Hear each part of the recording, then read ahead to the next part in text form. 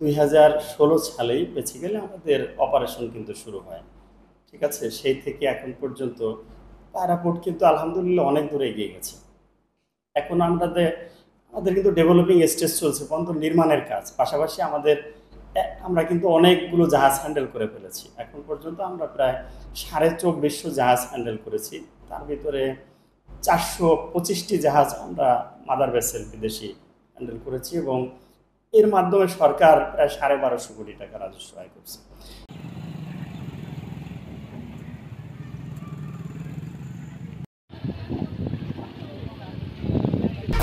1, 2, 3 ঢাকায় জমি জিতে নিন 100% ক্যাশব্যাক সহ 20 কোটি টাকার পুরস্কার।